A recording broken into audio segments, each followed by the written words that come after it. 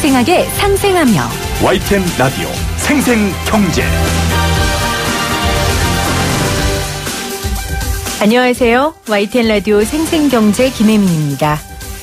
미세먼지에 노출되기 싫어 집에 꽁꽁 틀어박히는 은둔족, 어쩔 수 없지 않느냐며 마스크조차 쓰지 않는 대담족, 또는 포기하자는 미포족.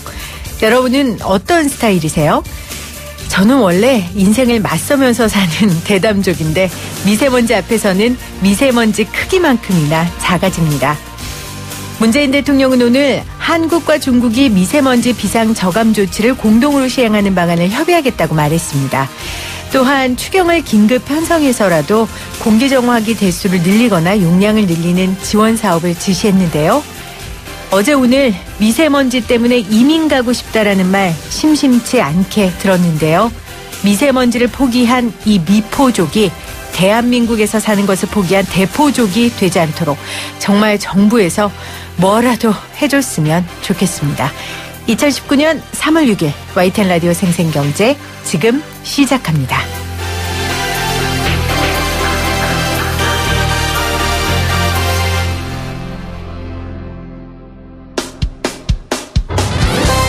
사람을 바꾸는 경제 이야기, 세상을 바꾸는 경제 뉴스.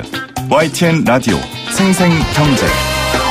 오늘 가장 뜨거운 경제 뉴스를 제일 생생하게 전해드리는 시간입니다. 정부가 새로운 저비용 항공사 3곳에 면허를 내줬습니다. 국내 저비용 항공사는 6곳에서 9곳으로 늘어났는데요. 저비용으로 항공을 이용할 수 있어서 더 좋다는 측과 과도한 경쟁으로 또 다른 문제를 낳을 수 있다는 주장이 팽팽합니다. 한국항공대학교 허희용 교수 전화 연결돼 있습니다. 교수님 안녕하세요. 네, 안녕하세요. 네, 스튜디오에 오셨는데 오늘도 공항 관련 회의 가셨다고요? 지방 신공항 때문에 그렇습니다. 네. 여전히 논란이 많고 회의를 통해서 좋은 결과가 도출되길 바라면서요. 네, 항공이 요즘 역동적입니다. 그러게요. 역동적인 게 특히 우리나라가 그런 게 아닌가 싶습니다. 우리나라의 이 LCC, 그러니까 저가 항공이라고 부르는 이 저비용 항공사가 가장 많다면서요? 전 세계적으로. 예, 이제 그렇게 됐습니다. 네. 단순하게 이제 산술적으로 그렇다는 얘기고요. 예. 외국은 그 항공사 유형이 여러 가지가 있거든요. 네. 지역 항공이라든가 커뮤니티 항공이라든가. 근데 우리는 이제 그 두 종류로만 하죠. LCC냐 아니냐 이렇게 하다 보니까 숫자가 많아진 거죠. 미국 같은 경우에는 꼭 LCC뿐만 아니라 다른 종류의 이제 항공이 많은 거군요. 네, 그렇습니다. 미국은 한 70개 항공사가 지금 성업 중이죠. 그러니까 저가 항공이라고 하는 거는 우리나라가 어쨌건 전 세계적으로 가장 많아졌다. 그 이유는 이제 어제 국토부가 신규 LCC 3곳을 선정했기 때문인데요. 먼저 이 저비용 항공사는 어떤 기준으로 정해집니까? 예, 저비용 항공사는 이제 우리 흔히 LCC라고 하는데, 네. 로우 코스트 캐리어죠. 캐리어는 항공사이고, 그러니까 그 원가를 줄여가지고, 낮은 운임에 이제 좌석을 파는 항공사를 우리가 저비용 항공사라고 하는데요. 이런 형태가 나타난 것은 그 90년대에 이제 등장하기 시작했고요. 네. 미국에는 70년대에 이미 나왔습니다. 그런데 최근에 주목받기 시작한 것은 이제 2000년대 들어서 이것이 새로운 비즈니스 모델로 이용객이 늘어나는 겁니다. 네. 그래서 지금 전 세계적으로 보면은 그 종전의 전통적인 항공 시장의 약 30%를 이제 점유했죠. 예, 세계적인 현상입니다. 네. 30%나 지금 저가 항공이 점유하고 있습니까? 전 세계적으로? 네, 그렇습니다. 그러면 이 저비용 항공사 LCC와 그러면 반대의 개념은 풀서비스 항공사입니까? 예, 풀 서비스 캐리어라고 하죠. 네네. 예. 그럼 FSC. FSC. 네. 차이점은요? 예, 우리가 이제 대한항공이나 아시아나를 이제 풀 서비스 캐리어라고 하는데요. 네. 이 저비용 항공사는, 지금 비행기를 일단 한 종류만 씁니다. 대부분의 경우에. 네. 그러니까 세계적으로 가장 큰 저비용 항공사가 미국의 사우스웨스트 항공이라고 하는 데인데, 737 한 종류의 비행기만 한 600대를 운영합니다. 그리고 그 노선을 단조롭게 운영합니다. 먼 데를 나가지 않고 중단 거리에서 왕복을 주로 하게 되고요. 특히 눈에 띄는 거는 이제 기내 서비스가 대생략됩니다. 그러니까 우리나라는 이제 기내식은 물론 안 주고 물은 줍니다. 그런데 네. 유럽의 LCC나 이런 데를 가보면은 물도 사 먹어야 됩니다. 그러니까 원가를 줄일 수 있는 것은 전부 줄이고요. 네. 비행기를 탈 때 좌석표도 주질 않습니다. 심지어. 그러니까 먼저 순서대로 들어가는데 먼저 온 사람이 좋은 자리에 앉고 또 좋은 자리에 앉은 사람이 먼저 내리고 그래서 비행기가 지상에 머무르는 시간에 손님이 타고 내리는 시간을 최소화하고 그 아주 가동률을 극대화해서 그 단가를 낮추는 이런 항공사들이죠. 비행기도 한 종류고 중단거리 노선이고 대부분. 그리고 할 수 있는 모든 서비스를 줄여서 가동률을 높이는 것. 이게 바로 저비용 항공사의 특징이라고 할 수 있을 텐데요. 네. 당초 지금 저비용 항공사 항공면허를 신청한 곳이 5곳이었는데 3곳이 됐습니다. 선정 기준이 있었을 텐데 어떤 것이 있었습니까? 예, 국토교통부가 정해놓은 그 항공운송 사업 면허 기준은 명확합니다. 네. 그 납입자 범금 능력 150억, 항공기 대수 3대, 그리고 재무 능력 이렇게 되어 있죠. 네. 그런데 사실 거기에 이제 재무 능력 같은 경우에는 정성적으로 평가를 해야 되는 것이고, 사실 납입자 범금만 가지고 이 사업에 성공할 수는 없는 거거든요. 그렇죠. 그래서 지속적으로 몇 년간을 버틸 수 있는 재무 능력을 이제 꼼꼼히 들여다봐야 되는데, 이번에 그 3곳이 선정이 되고 2곳이 탈락이 됐습니다. 그런데 보면은 아마 고민이 깊었을 겁니다.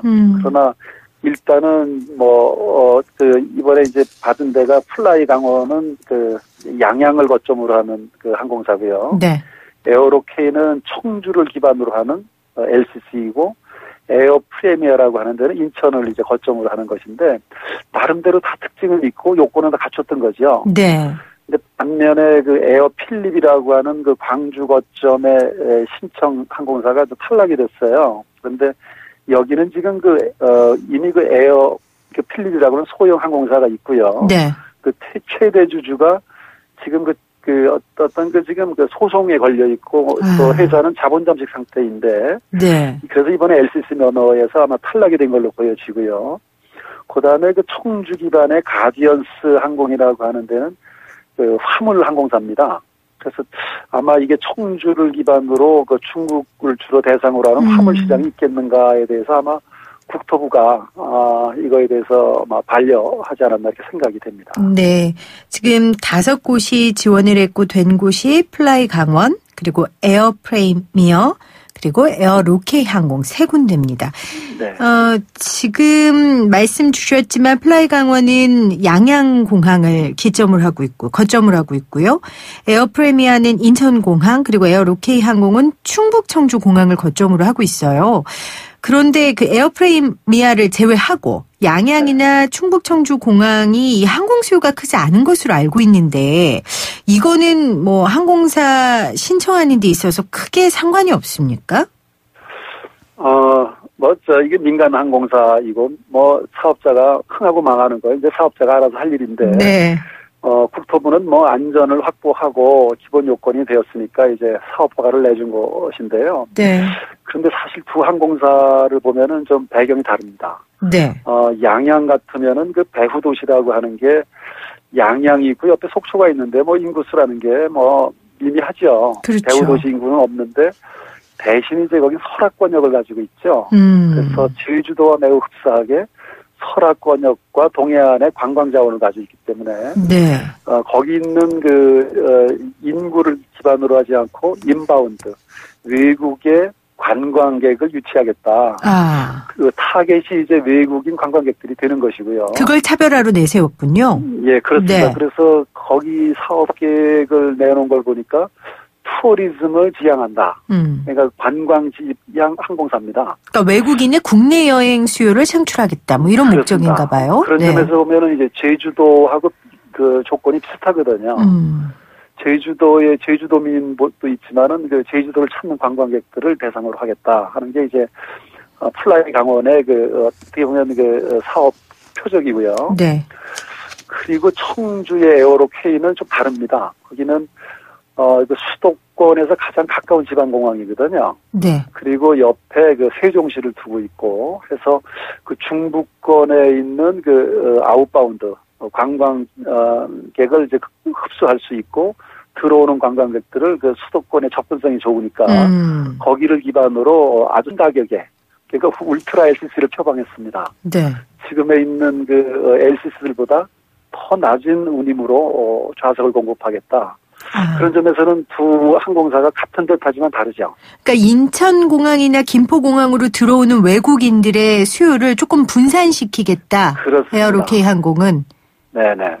그런 차별화 전략을 갖고 왔고요. 그럼 전문가가 보시기에 이 항공사들이 내세운 이 전략들이 현실성 있고 장점으로 될 거라고 보십니까? 제가 볼 때는 뭐 에어 프리미어를 포함해서 3개 사업자는 이제 지금부터 첫 번째 관문을 넘은 거죠. 이제 그 다음에는 정말로 비행기를 띄우기까지의 그 과정이. 그럼요. 그게 어렵더라고요. 그러니까 당장 부족한 조종사를 확보해야 되고 조종사도 지금 만만치가 않습니다. 네. 그리고 이제 그 조직을 꾸려야 되고 그 모든 매뉴얼을 구축을 해서 운항 허가 심사를 또 받아야 됩니다. 그게 몇 개월간 걸릴 수 있고요. 그게 1년 안에 운항 증명을 신청하고 2년 이내에 취항해야 된다면서요. 그렇습니다. 이번에 이제 조건을 국토부가 내걸었죠. 네. 사업 면허만 취득하고 빠르게 이것을 준비하지 못할 경우에는 이것이 이제 취소가 될 수가 있거든요. 네. 그런데 앞으로 2차 관문은 과연 그 항공기를 안전하게 띄울 수 있는 그 운항 허가 심사를 통과하는 것. 이제 그리고 나서는 과연 이제 얼마나 그 생존, 이 기존에 있는 시장에 어떻게 보면 침투하는 거죠. 그래서 기존 사업자들과 경쟁에 나서게 되는데 지금 현재 우리나라는 LCC가 6개나 있고요. 풀서비스 캐리어가 2개나 있는 데서 새로운 그 시장에 뛰어드는데 그때부터가 이제 진짜 진입장벽에 직면하게 되는데요. 결국 필요한 것은 지금처럼 비행기를 띄운다고 해서 돈을 버는 시장이 아니거든요. 여기는요. 네. 그래서 어떤 새로운 어떤 혁신이 없으면 생존하고 시장의 지위를 확보하는 게 만만치가 않다. 그런 점에서는 이제 사실 이 시장은 영업 마진이 매우 박해요. 근데 이렇게 뛰어들까요? 그래도 지금까지는 돈이 벌리거든요. 지금 6개 LCC가 최근 몇 년간 전부 흑자로 지금 재미를 보고 있고. 그러니까 지금까지는 뭐 소위 돈이 된다 하지만 이렇게 늘어나면 네. 이게 치킨 게임 양상을 띠면서 항공사들이 뭐 서로 출혈 경쟁에서 다 어려워지지 않을까 하는 걱정들이 생기는 거잖아요. 예, 그러니까 이제 원래 돈이 되는 곳은 사업자들이 몰리고, 그렇겠죠. 돈이 벌리는 곳에는 사업자들이 몰리고, 네. 그때는 이제 도전과 응전이 시작이 됩니다. 모든 산업이 그렇죠. 모든 시장에서 된다 싶으면 새로운 진입자들이 들어오고 거기서 이제 응전을 하고 네. 그러는 과정에서 생존을 건 아마 그 싸움이 벌어질 겁니다. 물론 이제 그 과정에서 우리나라의 항공 산업의 경쟁력은 강화되겠죠. 왜냐하면 이건 글로벌 산업이거든요. 네. 그러니까 우리 국적사끼리의 경쟁뿐 아니라 더 큰 시장은 이제 국제 시장에서 외항사들하고 경쟁해야 되는 문제이기 때문에 당장은 이제 그 심각한 어떤 경쟁을 겪겠지만 시간이 지나면서 네. 이제 뭐 심지어 M&A도 이제 활발히 일어날 겁니다. 그러면서 물론 외국의 경우가 대부분 그 과정을 겪었거든요. 네. 아까 교수님께서 말씀하셨어요. 지금 뭐 1차 관문을 넘은 거고 앞으로 인력도 충원해야 되고 여러 가지 증명해야 할 부분이 많다라고 하셨는데 지금 국토부에서는 항공 일자리가 많이 창출될 것이다. 2022년까지 약 2천여 명 규모로 창출될 것이다라는 장밋빛 전망을 내놓았거든요. 교수님 뭐 네. 학생들도 가르치시지만 이번 신규 접용 항공사과가 항공산업 일자리는 얼마나 영향을 줄 것으로 보십니까? 예, 그 점에서는 긍정적으로 평가합니다. 네. 이것은 순수한 민간 자본, 무슨 뭐 공공부문이 아니고요. 민간 자본이 들어가게 되고 특히 항공 운송 사업이라고 하는 건 양질의 일자리죠. 네. 전문화된 양질의 일자리가 통상 경험적으로 비행기 한 대 늘어날 때마다 거기에 조종사, 정비사, 마케팅 인력 첨부해서 직접 고용 효과가 100명 정도는 될 것이라고 얘기를 합니다. 이거는 직접 고용이고요. 네. 또 이 비행기가 드나들므로 해서 그 해당 지역의 경제가 이제 살아날 수가 있는 거죠. 왜냐하면 그런 걸 이제 간접 효과라고 하는데 간접 고용 효과까지 본다면은 이번에 그 국토부가 뭐 2,000명을 이렇게 예상한 것은 마냥 장밋빛으로만 볼 수는 없습니다. 실제로 경제적 파급 효과가 다른 산업보다는 큰 산업입니다. 그렇겠죠. 규모가 크니까요. 네.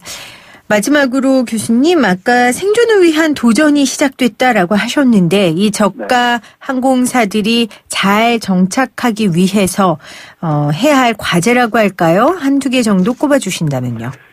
예, 우리나라의 LCC가 등장한 건 2005년이고요. 이제 10여 년 지나면서 모두 성공적으로 자리를 잡았죠. 네. 그러나 세계적인 LCC들하고 비교해 보면 또 우리나라를 드나드는 아시아의 경쟁력 있는 LCC라고 비교를 해보면 우리나라의 6개 LCC들은 그저 그나물의 그 밥이에요. 아직은요. 무슨 얘기냐 하면 가격 차이가 크진 않아요. 한 20% 풀서비스 캐리어에 비해서. 네. 또 성수기 때는 가격 차이가 없습니다. 그런데 그거를 이제 원가 구조로 이야기들을 하는데 그래도 거기에서 뭔가 가격을 파괴할 수 있는 혁신적인 어떤 마인드가 필요한 거죠. 그것을 아마 이번에 새로운 사업자가 등장함으로 해서 보다 서비스가 차별화되고 또 운임을 더 낮출 수 있는 여러 가지 아이디어가 나올 겁니다. 네. 저는 이제 그 점에서 이게 생존의 조건이 될 것이고 또 소비자들은 선택에 매우 민감합니다. 그럼요. 그래서 소비자 편익은 아무튼 이번에 많이 좋아질 걸로 이렇게 보여집니다. 네. 교수님 마지막으로 한 가지요. 마무리하려고 그러는데 궁금하네요. 이번에 신규 면허 취득한 에어프레미아가 미국, 캐나다 중장거리 노선을 하겠다라고 했는데 이게 가능합니까? 저가 항공. 이번에 또 주목받는 항공사가 에어프레미아인데요. 네. 이것은 세계적으로 아주 최근 몇 년 사이에 나타나는 새로운 트렌드인데요. 네.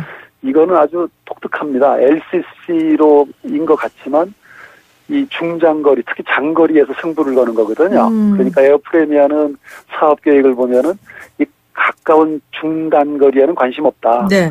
장거리 미국이나 궁극적으로 유럽까지 대한항공이나 아시아가 들어가는 그런 지역에 들어가서 틈새를 살리겠다. 니치 마켓을 찾겠다. 그런 새로운 전략을 가졌기 때문에 이걸 흔히 하이브리드 항공사라고도 하고요. 네. 또 롱홀 LCC라고 합니다. 세계적으로 요즘 막 나타나는 새로운 챌린저입니다. 그러면 이게 비행기가요. 저는 잘 모르지만 종류가 장거리를 가기 위해서는 정해져 있을 거 아닙니까?